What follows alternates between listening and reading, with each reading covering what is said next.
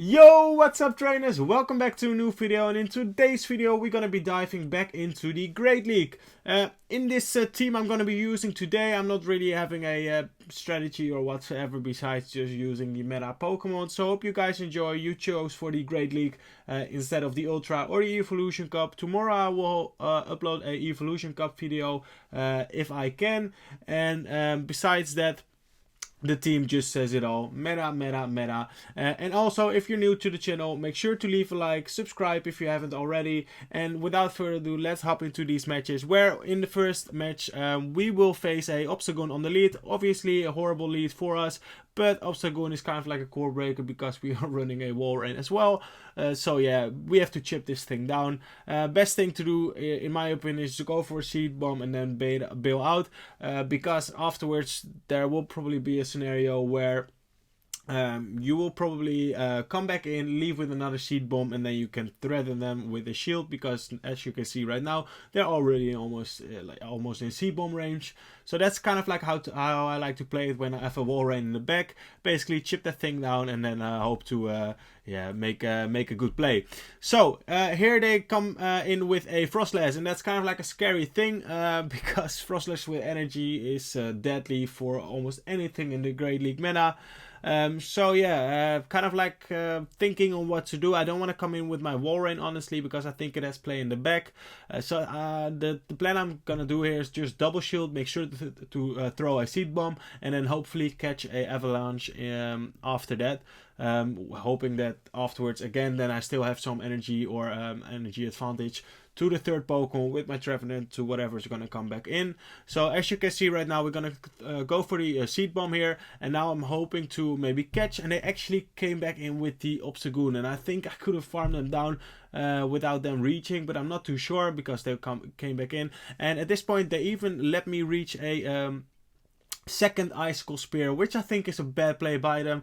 But honestly, after this you will see that they will play it absolutely perfectly, because they survive with 1 HP and they need to have the back-to-back blast burns, otherwise I'm gonna be taking them out with a Shadow Claw, because a Dragon Claw wouldn't kill, but they do have double blast burn. So yeah, that's really unfortunate, but well played to my opponent, can't say anything about that. Alrighty. Next game, we got the Stunfisk on the lead. So kind of like a neutral matchup where we do have the advantage because we resist their fast move.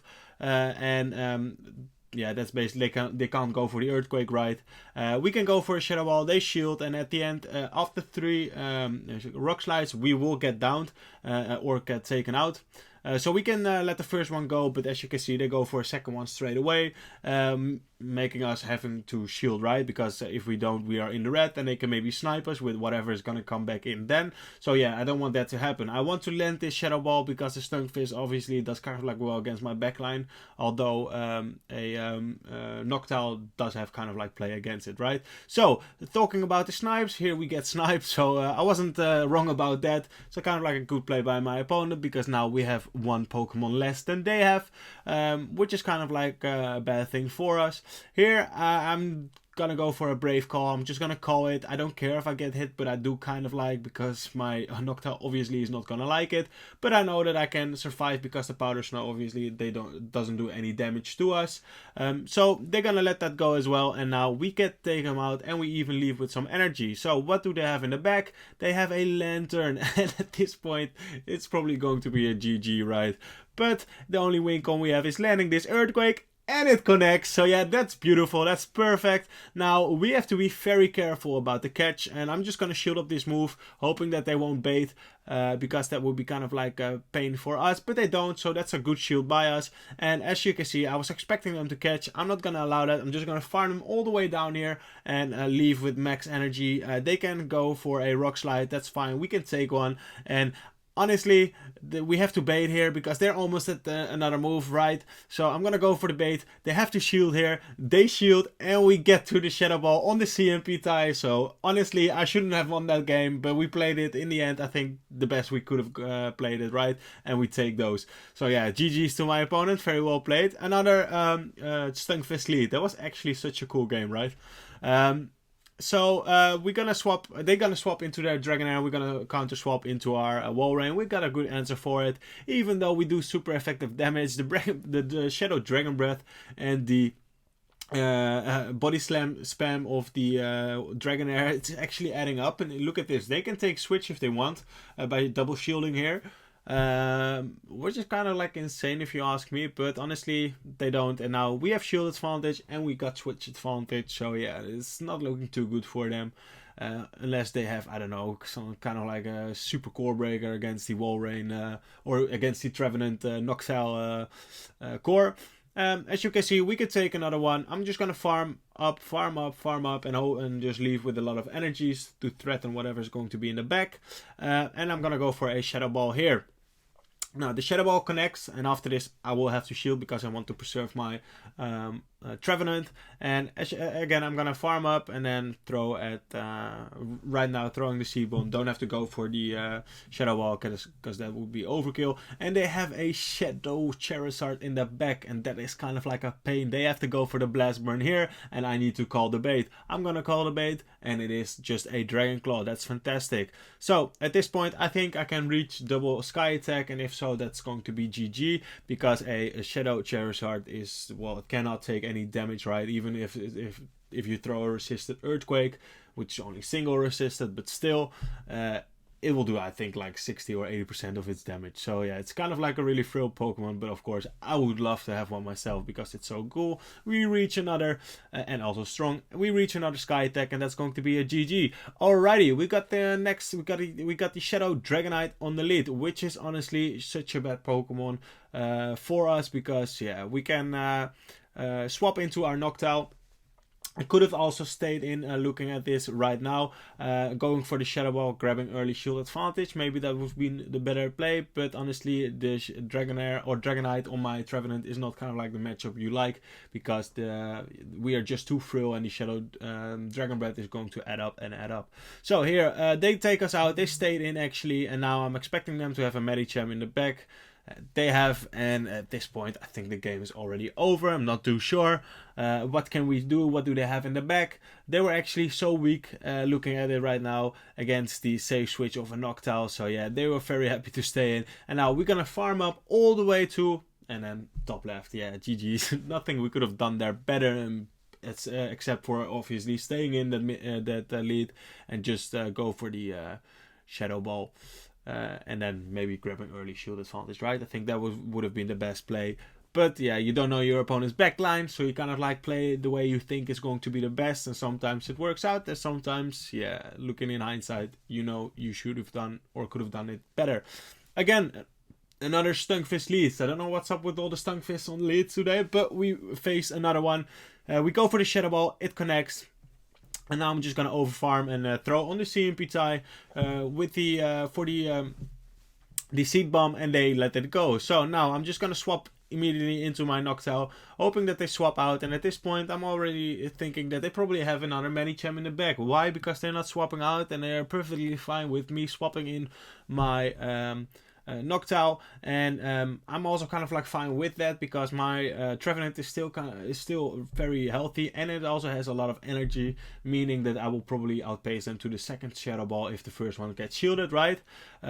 So as you can see right now, I'm just gonna get this thing as low as I can, hoping to force some shields, and we get a shield here actually, which is perfect, because now this sets up Wall Rain for a nice farm down, and we can also almost immediately counter swap into our Trevenant. We go for the Shadow Ball, and if this connects, the game is over, and if it doesn't, I think it's still over.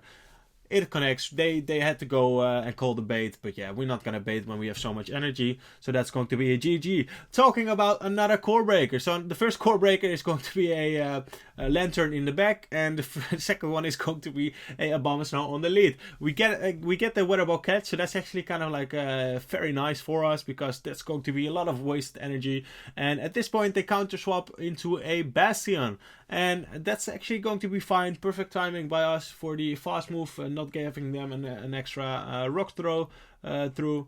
And as you can see right here, we are just gonna go for 2 earthquakes, making sure that we get a lot of damage, because honestly this thing is kind of like a threat for our backline as well. Just like the lantern, it basically deletes our Warren and it deletes our lantern or our Noctowl. So yeah, kind of like a pain. We have to shield here. I think we have to double shield as well. But the play we have to do right now is making sure that we double shield here and leave with a Shadow Ball. If we can do so, we can take out the Abamus now. If we cannot, we cannot, and then we will probably lose. Also, we can take whatever they throw from their Abamus now on our Noctowl, but only one move after that we will get KO'd. So here, as you can see, it takes like 7 or 8 from the top of my head for a Bastion to get to the what's it called, the Stone Edge or the Flamethrower. Here they come back in with a Tropius actually, and this game is going to be over because look at this, we can survive. I'm just gonna throw it straight away because I know with the fast move they have of Razor Leaf, I can probably outpace them to the next Sky attack, and we have a Shadow Ball loaded. So if I'm not mistaken, we reach here on the CMP tie as well, so that's going to be very close and very tight game again. But we manage, and honestly today's and the couple of week for me in general, I've been going up from almost reaching expert ranking to going down to 2600s almost at the whole time, and you will see that in this matches as well, these matches as well. Me winning some games, losing some games. Today I went all positive, but only like 3-2, 3-2. Trevenant though was kind of like a good lead for me. I won a lot of leads, still lost a lot of games unfortunately. I also did some kind of like misplays, but yeah, that happens sometimes. But again, here they completely sacrificed their Granbull, and I was kind of like surprised. I counter swapped in because I was like, my Warren's probably not gonna do very well in the end game. But this is kind of like a misplay by me. When they let that seed bomb through, I should have just stayed in, farmed them all the way down, and then see what they counter swap back in, because they weren't probably gonna come back in with their Medicham, right? Because we would have had a lot of loaded energy, and they probably would have come in with their third Pokemon, and then we could have just aligned our Pokemons to it. So yeah, it wasn't playing too good again in this match, but it maybe gives you an idea on how you should think, and yeah, it helps you in your battling, right, and making you a better trainer. So again, here they have the Shadow, I'm not too sure, but they have the Alolan Ninetales in the back. Is it Shadow? It's just a regular one. But again, it's such a strong Pokemon as well. With the Powder Snow, it just spams out either the Weather Ball or the Dazzling Gleam. So yeah, it's kind of like it's a very strong pick, of course, and they outpace us to the next one, and they will outpace us even to their, I don't know, 4th or 5th Weather Ball at this point. Which is unfortunate. Here I tried to catch, hoping that I could maybe catch and then farm him all the way down, leaving with almost 2 Sky attacks. That would have been, I think, the only win con I still had left. But look at this. I tried to farm them down. It didn't really matter too much, I think, because they would have been able to counter me down anyways. But yeah, really good. Really, I think I should have played that way better. Talking about a tough lead, or the worst case scenario, we got the Trevenant into the Noctowl. We're gonna counter swap them or save swap into our own Noctowl, and they actually decide to stay in. So that tells me that they are very weak in the back against the Noctowl. We're just gonna go for a Sky attack. They went for it first, which is unfortunate because they are still ahead 1 or 2 turns, if I'm not mistaken. I think 1 turn, because look, they reach just before we reach, which is unfortunate because that basically allows them to constantly be first in throwing their move, and me having to think or decide on what to do, right? Having to shield, yes or no, or not having to shield, giving them more play. Here, I'm kind of like debating, should I shield, but I cannot shield, but we survive, and I hope that we could have survived this foul play, which we do, and now this will make them either have to shield as well, which they are gonna do. And because they didn't counter swap right when we save swapped into our Noctowl, they didn't really have an answer for it. They went later on into their Sableye. I'm expecting them to have another Ghost type or whatsoever, or a Fighting type in the back. So I'm gonna counter swap, hoping that there's not going to be a Medicham. And now let's see. They still are switch locked in, if I'm not mistaken. I think by 1 or 2 seconds from now. After this, they can probably swap back in. I can let this move go and then hope whatever is going to be in the back of my Warren has play. And they actually have a Trevenant. So I think with the energy lead we have, this is going to be a GG, because they can shoot up this move. We can go for another one. I think they were already at the move. I don't know why they didn't throw, but honestly, we still had a shield, so it didn't really matter because right now, as you can see, we can farm them down after this. And yeah, that's going to be a GG, they know, and they're gonna top left. Alrighty, next game. Talking about worst case scenario, now we're gonna talk about the best case scenario because we got the Swampert on the lead.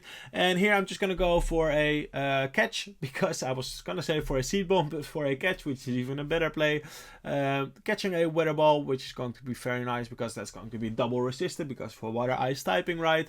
And here I'm actually gonna go for a bait. When I did this bait, I was already thinking I should have gone for the bait. I should have just gone for the earthquake, but of course my opponent calls it, so yeah, that's kind of like unfortunate. And I know they're not baiting, they probably just want to get my shields down. They went for the Destiny Clean, they full sanded it because otherwise that would have taken me out. Here I'm just gonna undercharge it because I'm not expecting them to shield again, which they don't. And at this point, as you can see right now, we can just easily farm them all the way down. This can only be a weather ball. If not, they're cheating. They're not cheating, alrighty. So we can farm them down and now leave with some kind of like a lot of energy where we can just throw a or spam out these icicle spears, hoping to get them as low as possible and making sure that we get them where we want them to, where we want them, right? We want to get them as low as possible. And here I'm actually trying to catch. But again, I wasn't playing too well. I tried to catch the earthquake. That would have been detrimental for them probably. But honestly, again, I made such a bad play in this one again. They held on to their energy and they already at the third hydro cannon. And at this point I have to think, do I want to shield? Yes or no? I don't want to shield. Here I have to wait actually on my timer, which I don't do. As you can see, I just make mistakes all the time. So yeah, take advantage of that by me making them, and you can learn from them not making them, right? But honestly, today wasn't the best day for me playing the game, but I promise you to make a video, so here it is. And again, there were some nice battles in between those losses.